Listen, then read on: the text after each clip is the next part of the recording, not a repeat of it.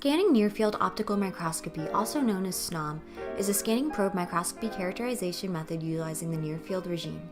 We'll begin with a brief explanation of far-field microscopy methods and their limits.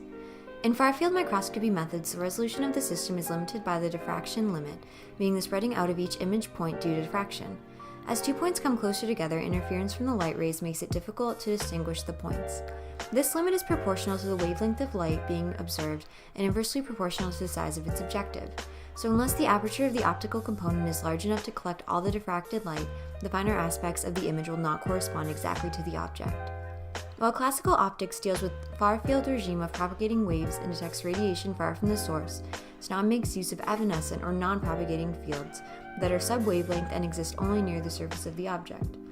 Evanescent waves decay exponentially in the far-field region, but closer, about 5 to 10 nanometers to the sample, surface inspection with high spatial, spectral, and temporal resolving power is possible.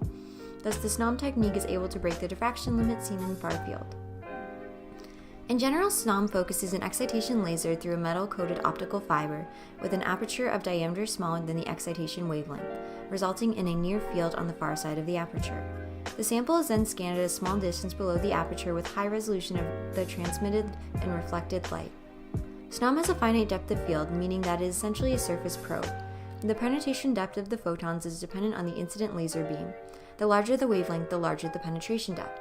The wavelength of the incident beam used in SNOM is very small, as it is in the near-field regime, which limits the excitation volume to a small volume near the probe, usually around 10 to the 5th cubic nanometers. This is much smaller than that of comparable techniques such as confocal microscopy, which has an excitation volume of around 10 to the 8 cubic nanometers. The spot size determined by the aperture should be as small as possible, while the light intensity at the aperture should be as high as possible. The apex of the probe is typically less than 100 nanometers, and a lateral resolution less than 1/20th of the wavelength can be achieved. SNOM allows for the same contrast techniques as other optical microscopy techniques, but at higher resolution. It is possible to detect the change in light polarization or light intensity as a function of wavelength, as well as staining, fluorescence, phase contrast, and differential interference contrast. It is also possible to obtain the contrast of the refractive index, reflectivity, local stress, and magnetic properties. Since SNOM is primarily a surface inspection technique, the sample must be very thin. Thin films or coatings, which are several hundreds of nanometers thick on transparent substrates, such as a glass cover slip, are ideal. However, no additional preparation is required, making you a happier scientist.